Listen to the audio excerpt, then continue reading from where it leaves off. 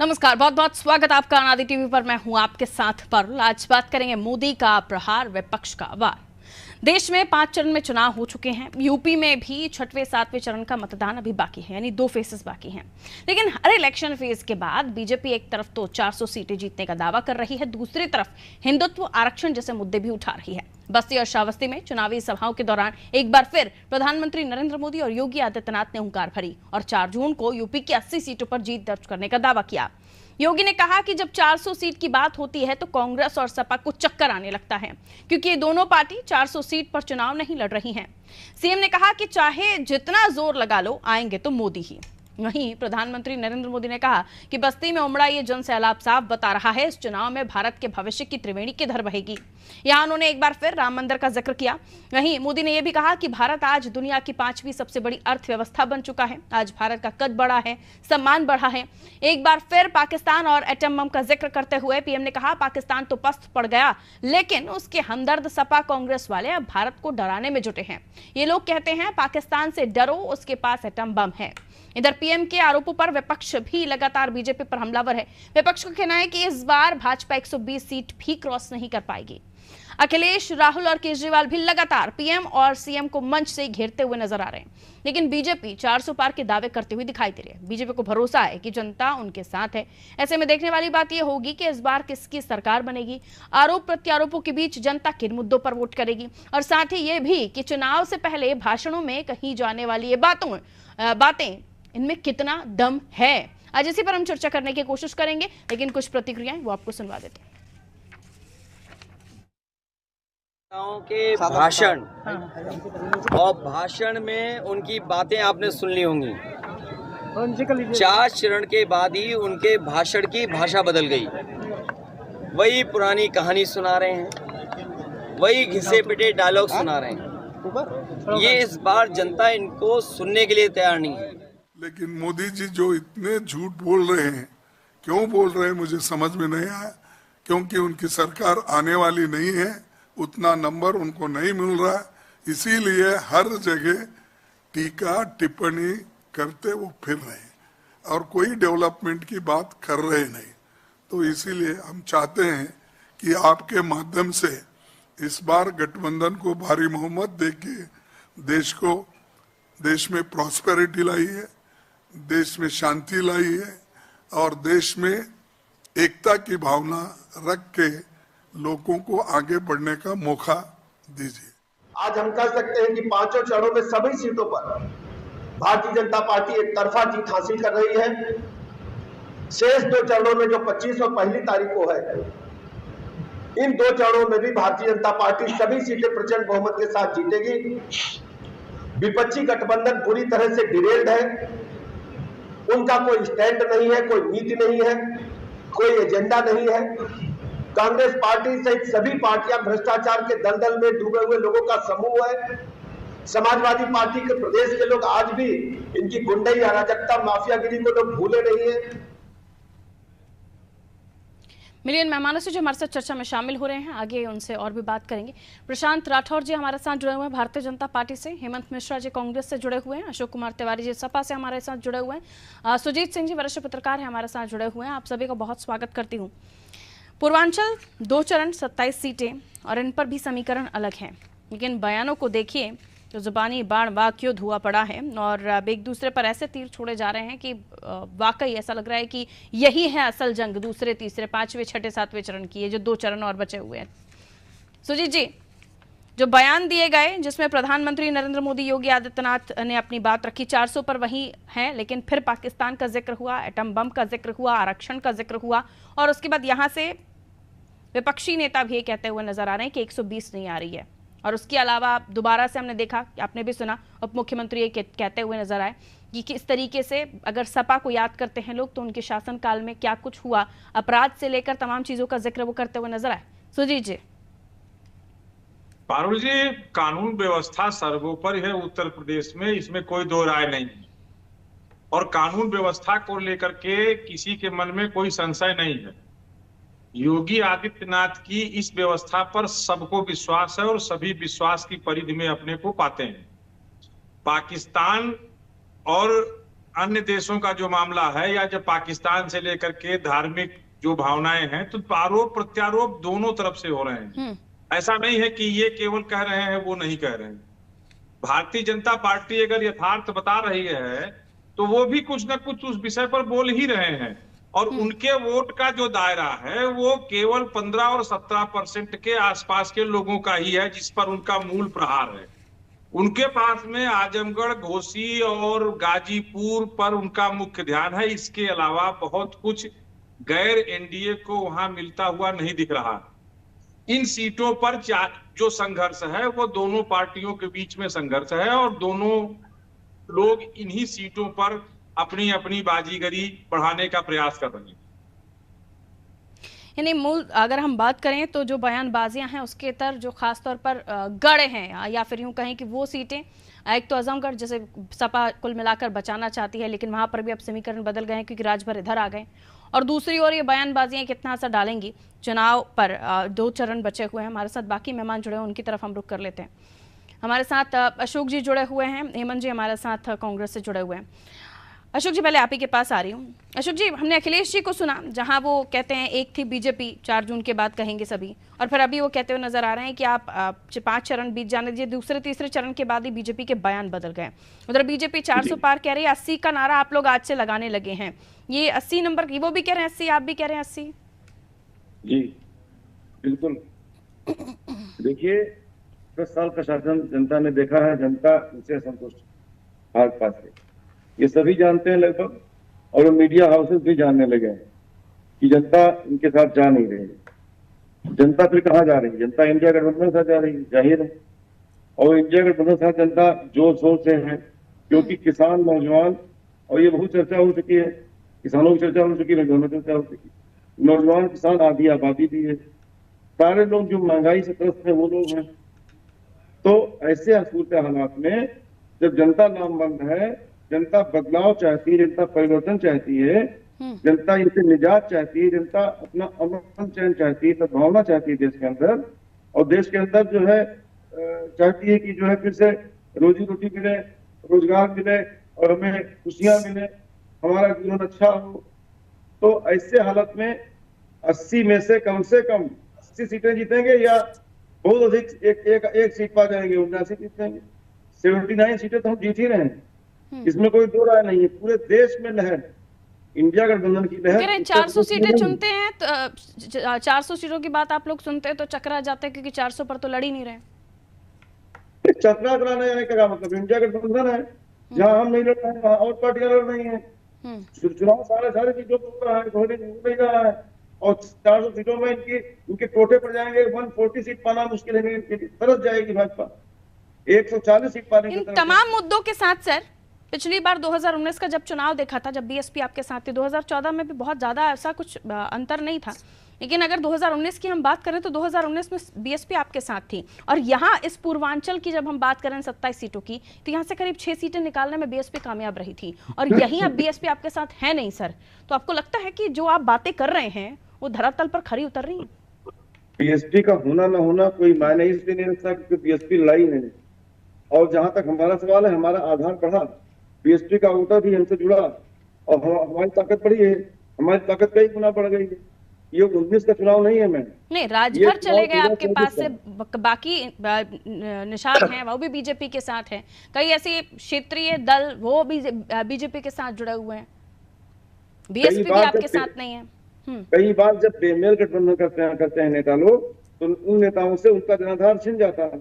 जैसे कि जो है आरएलडी से है, जैसे राजभर जी हैं, इनका जनाधार छिन चुका है। घोसी के उपचुनाव में इनकी परीक्षा हो चुकी है, ये पूरी तरह फेल हो चुके हैं। एक विधानसभा चुनाव से आप लोकसभा चुनाव को कंपेयर कर रहे हैं? नहीं, कंपेयर करने की बात नहीं है। संख्या मतदाता उसमें होते हैं और कितने संख्या लोकसभा सीट पर मतदाता होते हैं? बात क्यों करें? ओमकार राजभर कोई राष्ट्रीय नेता तो है नहीं, ओमकार राजभर प्रदेश के ही नेता है, और उनका जनाधार छिन चुका है उनसे, जनाधार उनको खो चुके हैं, वो जनाधार विहीन नेता हो गए हैं। नहीं, लेकिन आप कह रहे हैं जनाधार अगर कम हो चुका है तो ठीक है, लेकिन खत्म हो चुका है ये तो पैनल में कोई नहीं मानेगा, क्योंकि आप कहें कि 1000, 2000, 10,000 का भी फर्क नहीं पड़ रहा है वोटों का, तो ये गले से उतरने वाली बात नहीं है। नेताओं को फर्क नहीं पड़ता, जनता जिसके साथ होती है उसका बोलबाला होता है। जनता हमारे साथ है इसमें, और जनता भरपूर समर्थन दे रही है हमें, और हमें इसका विश्वास है कि जनता के बल पर ही हम ये कह रहे हैं कि सरकार बनाने जा रहे हैं, इंडिया गठबंधन सरकार बनाने जा रही है, आश्वस्त है इंडिया गठबंधन। और भाजपा नैरेटिव बदल रही है, भाजपा पहले चरण से ही हतोत्साहित है। चलिए, जनता आपके साथ है, जनता आपके साथ है, अच्छी बात है। जनता आपके साथ है तो फिर डर किस बात का, क्यों आपको फिर सभाएं और रैलियां भी करनी पड़ रही है? ये भी एक सवाल। ठीक है, ठीक है, लौट हम तो जोशो खरोश में है, इसमें जोशो खरोश में पूरे जोशों में है। ठीक है सर, ठीक है, अब ज्यादा बड़ा हो जाएगा ना आपका जवाब, अशोक जी रुकना पड़ेगा। बीजेपी के पास जा रही हूँ, हमारे साथ प्रशांत जी जुड़े हुए हैं। प्रशांत जी, जो बयानबाजियां चल रही हैं उसमें फिर आ गया पाकिस्तान, वो ऐसा लग रहा है एक रिकॉर्डेड बयान है, उसको बार बार रिपीट करते जाना है, हर जगह वही बातें। देखिए, जो भी देश के मुद्दे हैं, जो भी विषय सामने आते हैं, उस पर प्रतिक्रिया दी जाती है। ये तो राजनीतिक पार्टी का काम ही है कि वो, और विशेष रूप से सत्ता दल जो विपक्ष जो भी आरोप या आक्षेप लगाता है उसका हम जवाब देते हैं। बात अगर हम छठे चरण जो अभी 25 तारीख को होने वाला है उसकी बात करें, हमारे समाजवादी पार्टी के मित्र बहुत बड़े दावे कर रहे थे अभी, उनको मैं याद दिलाना चाहूंगा कि जो छठा चरण है इसमें उत्तर प्रदेश की लगभग 14 सीटों पर मतदान होना है, और समाजवादी पार्टी के पास केवल 1 सीट है उत्तर प्रदेश में। इस चरण में जो भी मतदान होना है, 2019 की मैं बात कर रहा हूँ, उसमें बहुजन समाज पार्टी को 4 सीटें मिली थी, और कांग्रेस के पास इस चरण में कुछ नहीं है। पूरे के 8 के 8 राज्यों में कांग्रेस के पास एक भी सीट नहीं है। दिल्ली और हरियाणा में हमने क्लीन स्वीप किया था, 10 की 10 सीटें हरियाणा की और 7 के 7 दिल्ली की। तो समाजवादी पार्टी 1 सीट जो जीत पाई थी, वो भी बहुजन समाज पार्टी के गठबंधन के साथ, वो आज उत्तर प्रदेश में 80 सीटों की बात करी। बड़ा हास्यास्पद है ये विषय। दूसरी चीज, कांग्रेस ने अपने बात वो भी आती है कि 2 से भी पलटी किस्मत, 2 नंबर से भी पलटी किस्मत। सर, ऐसा नहीं हो सकता कि अगर कोई बिल्कुल ही कम नंबर से है तो उसके साथ ज्यादा नंबर नहीं जुड़ सकते, किस्मत बदलते देर नहीं लगती। उसके पीछे 70 साल का संघर्ष है।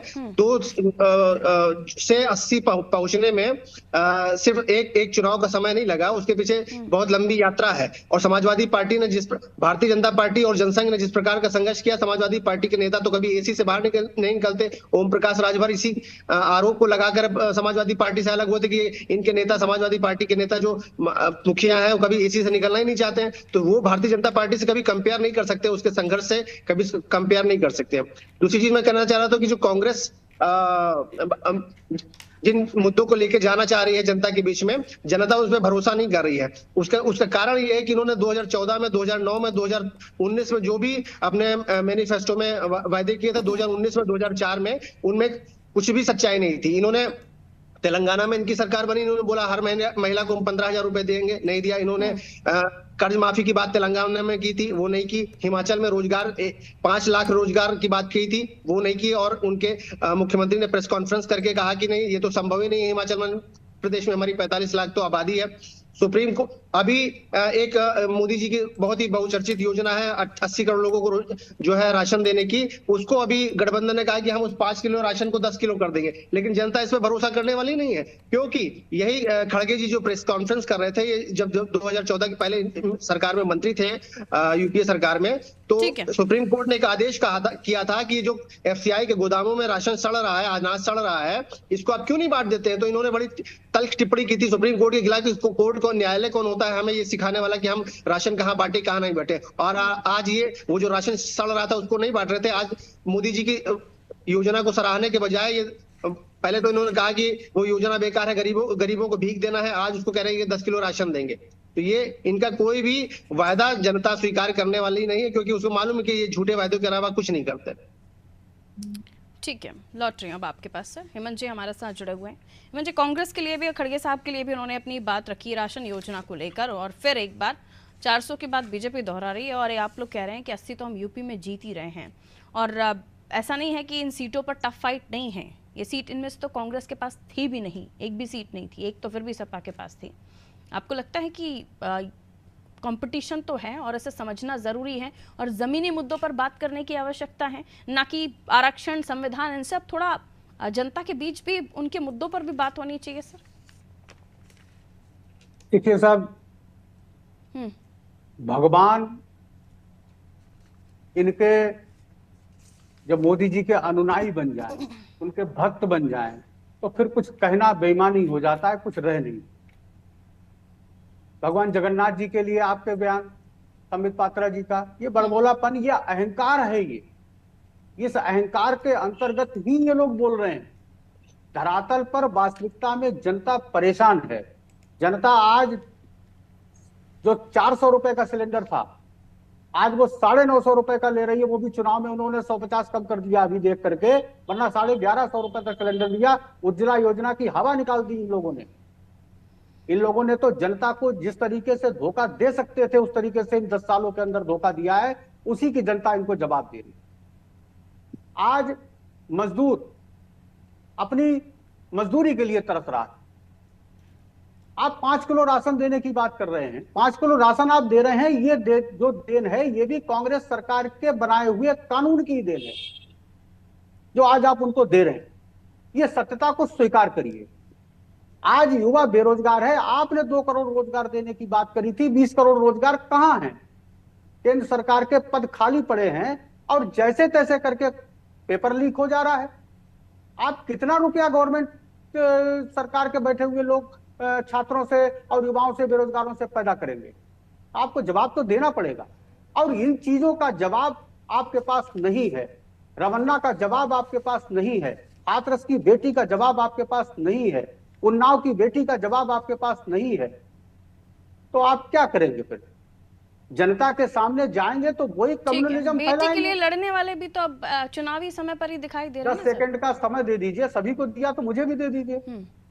आपके पास में कोई मुद्दा, जनता के लिए आपने कुछ किया नहीं, इसलिए आपको आज जनता के सामने मुंह छिपाना पड़ रहा है। क्या कहते कि पाकिस्तान, मुसलमान। अरे आज तो हद कर दी कि जनधन खाते के पैसे भी जो है वो विपक्षी लोग जो है वो निकाल लेंगे, वो बंद कर देंगे खाता। किस स्तर की डिबेट पे आ गए हैं साहब? ये हताशा का परिणाम जो है वो सामने उनकी बॉडी लैंग्वेज में दिखाई दे रहा है। अरे साहब, अब उनसे मोदी जी से कहिए गला बैठ गया है, थोड़ा आराम कर लें, क्योंकि अगले 5 साल तक जनता उनको आराम ही देने जा रही है। परेशान होने की जरूरत नहीं है। जी सीधा बीजेपी के पास अगले 5 साल आपको आराम मिलने वाला है। ये अभी महिलाओं की सुरक्षा की बात कर रहे थे। उत्तर प्रदेश में महिलाओं की सुरक्षा और लॉ एंड ऑर्डर की स्थिति क्या है ये पूरी दुनिया जानती है।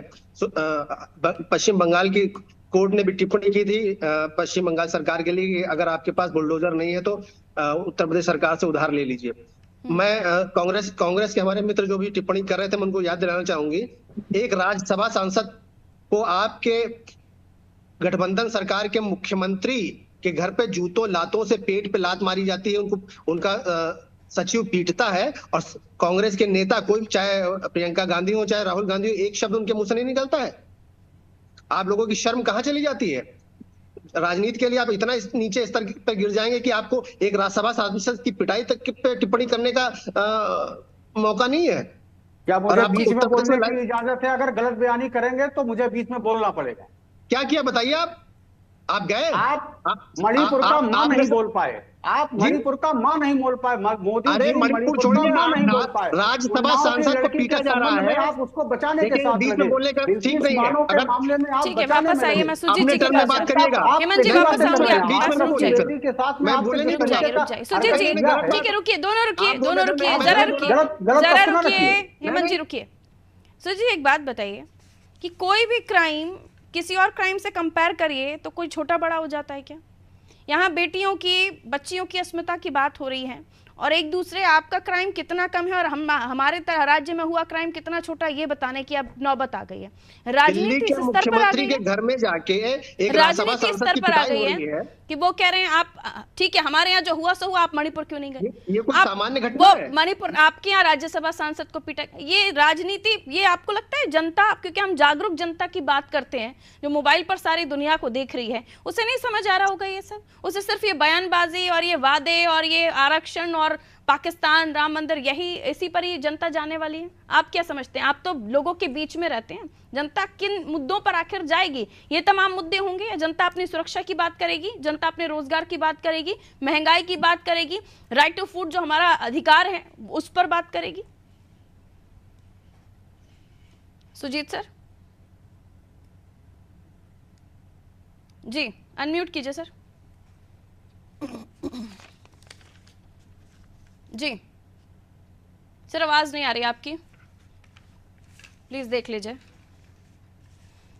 ठीक है, वापस आ रही हूँ सर आपके पास। अशोक जी, मामला ये है कि जब हम सहयोगियों की बात करते हैं तो सहयोगी आपके साथ हों तो फिर उनका साथ जुड़ना मतलब आपका अच्छा भी उनका, उनका बुरा भी आपका, तो फिर इन बातों में आप भी घिर जाते हैं। खैर जवाब तो दीजिएगा, लेकिन उसके इतर प्रधानमंत्री नरेंद्र मोदी आज जब थे तो वो कह रहे थे कि पैसे से लोगों को बुलाते हैं, डब्बे वाली जो है ख्वाहिश लोगों की पूरी की जा रही थी, भीड़ थी, भीड़ भिड़ गई आपस में, कांग्रेस वाले भी सपा को मार रहे थे, सपा वाले कांग्रेस को मार रहे थे, रैलियों में मंच टूट, तमाम तरह के जो जुबानी बाढ़ हैं वो चले। और इसी के साथ उन्होंने ये भी बताया कि किस तरीके से जब वो पाकिस्तान की बात कर रहे थे तो उन्होंने कहा कि विपक्षी कहते हैं पाकिस्तान से डरो। जी अशोक जी, प्रधानमंत्री नरेंद्र मोदी जब मन से ये बातचीतें कहते हैं तो उस पर जवाब आता नहीं है सर। जवाब क्या आएगा उस पर? प्रधानमंत्री मोदी जी कहते हैं जो बात, उस पर क्या जवाब आएगा? जनता है, जनता की रैली में कुछ थोड़ा सा अफरा तफरी भी मचती है कभी कभी, इसमें कोई जवाब आने की बात तो है नहीं। जहां तक सवाल इस बात का मणिशंकर अय्यर जी के बयान का सवाल है, उस पर कुछ बोलना नहीं हमको है, क्योंकि वो एक व्यक्तिगत बात है, वो कोई बहुत बड़े नेता नहीं है, कोई बहुत बड़े अधिकृत प्रवक्ता नहीं है कांग्रेस के। उनकी बात को जनता पर छोड़ दीजिए, आप जनता पर छोड़ दीजिए, जनता पर हम छोड़ते हैं। जनता निर्णय ले लेगी उनकी बात को कितनी की मिसल लेना है, जनता निर्णय ले चुकी है कितनी की मिसल लेना है, तो वो बात गंभीर है ही नहीं, हल्की बात है, हल्की बात को हल्के तरीके लेना चाहिए।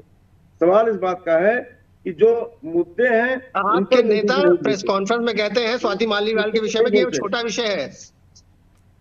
ज्वाइंट प्रेस कॉन्फ्रेंस में आपके नेता स्वाति मालीवाल पे एक पत्रकार के प्रश्न पूछने पर कहते हैं कि अरे वो छोड़िए, वो छोटा विषय है। एक राज्यसभा सांसद को एक मुख्यमंत्री के घर में पिटाई की जाती है, वो आपके लिए छोटा विषय है? देखिए, स्वाति मालीवाल जी का मैटर जो है वो मैटर जांच का विषय है, और अच्छा, जांच के विषय वो जांच का विषय है, सामने आ जाएंगी। जांच का विषय है ना, जांच का विषय है। क्या नहीं हुआ किसी को नहीं मालूम है, क्या हुआ, क्या सच्चाई जांच पर आएगी सामने, और दूध का दूध पानी पानी अलग हो जाएगा। जी, तो जांच के पहले आप किसी विषय पर कुछ बोलते नहीं है ना? नहीं, उस पर क्या बोलना है, छोटी मोटी घटना है, छोटी मोटी घटना है, देखिए पर चर्चा नहीं है। हाँ, लेकिन क्योंकि अब जिक्र हुआ है तो ये बात भी ठीक है। सुजीत जी आपके पास आ रही है, ठीक है अशोक जी, थोड़ा सा बहुत अच्छी बात है, बहुत अच्छी बात है। भले ही हम राजनीतिक मामलों में अगर हम गठबंधन में हैं तो कम से कम एक पार्टी जो जनता के हित के बारे में बात कर रही है, एक पार्टी जो महिलाओं के हित के बारे में बात कर रही है, वहां अगर एक महिला के साथ कुछ गलत हुआ है तो आप लोगों को स्टैंड लेना चाहिए। गठबंधन आपकी मजबूरी है, अलग चीज है, लेकिन यहाँ वो उस महिला के साथ वो भी राज्यसभा सांसद कद की वो नेत्री है, वहाँ स्टैंड लेना चाहिए। मैं एक महिला होने के नाते ये सोचती हूँ, आप लोग भले जो करें। ठीक है सुजीत जी, मेरा सवाल आपसे था, और सवाल इस बात का है पता नहीं कुछ हुआ ही ना हो, पता नहीं सब मनगढ़ंत हो, क्या सच्चाई है, क्या सच्चाई नहीं है। सैल्यूट करती हूँ सर महिलाओं को लेकर आपकी सोच को। फिर ये बातें जो करते हैं ना, मत किया कीजिए, महिलाओं की सुरक्षा, महिलाओं के लिए आपके बड़े बड़े बड़बोलेपन मत किया कीजिए। पता नहीं कुछ हुआ ही ना हो, मतलब ये तो अति हो गई, पता नहीं कुछ हुआ ही ना हो। वो महिला अपना मेडिकल झूठा है जिसमें पुष्टि हुई है कि उनके साथ उनको चोटें लगी हुई है। महिला आयोग की अध्यक्षा थी, राज्यसभा सांसद है, और आप बता रहे हैं कि वो अब आप लोग मत बात किया कीजिए महिलाओं के हित में, महिलाओं की सुरक्षा में मत बात किया कीजिए। बात करें इतनी निचली बात मत करिए। रुकिए, समय मेरे पास कम है। सुजीत जी, अब पांचवा चरण हो गया, छठवें सातवें चरण की लड़ाई है और इसमें जुट गए हैं दोनों ही दल। सवाल यह है कि जिस तरह से बयान दिए जा रहे हैं, जो धुआंधार प्रचार तीर चलाए जा रहे हैं, इसके साथ साथ जमीनी स्तर की बातें, क्योंकि कई जगहों से बहिष्कार की भी खबरें फिर आने लगी हैं सर, जनता ने कह दिया हमारी समस्या का अंत नहीं करोगे आप तो हम वोट डालने नहीं जाएंगे। और उसके साथ फिर ये जो बातें कर रहे हैं महिलाओं की सुरक्षा को लेकर, जनता के राशन को लेकर, जनता किन मुद्दों पर आप तमाम चीजों को समझ रहे हैं ग्राउंड पर, जनता के जहन में ये सारी चीजें हैं, क्योंकि जाहिर है देश की जनता थोड़ी भावनाओं में भी होती है। देखिए धीमे धीमे अब ये सबके समझ में आ रहा है कि लोकतंत्र यहाँ बूढ़ा हो चुका है और लोकतंत्र अब ठोक तंत्र में चल रहा है, जो जितनी जिसकी ठुकाई कर पाए। कहीं से कोई भाषा बोल रहा, कहीं से कोई भाषा बोल रहा। अभी आप महिलाओं की सुरक्षा की बात कर रही थी, कहीं चर्चा हो रही है 14 लोकसभा 16 लोकसभा 7वें और 6ठे चरण का विषय पर डिबेट कहीं पहुंच जा रही है। तो ये जो रूप आप देख रहे हैं ना, यही सवाल पूछे कहीं और जवाब कहीं और से निकल के यूटर्न लेके वापस आता है। कहीं कहीं पहुंच जा रहे हैं, वो कहीं पहुंच जा रहे हैं, वो उनका गुणगान कर रहे हैं, वो उनका गुणगान कर रहे हैं। कहीं पर आपको दिख रहा वास्तविकता कहीं दिख रही है, न इधर से न उधर से। दोनों लोग झूठ का अंबार लिए खड़े हुए हैं और दोनों लोग जनता के बहुत बड़े हितैषी हैं और दोनों की स्थितियां अपने अपने समय में बहुत ही विकृत रूपों में रही। कोई पाक साफ नहीं है।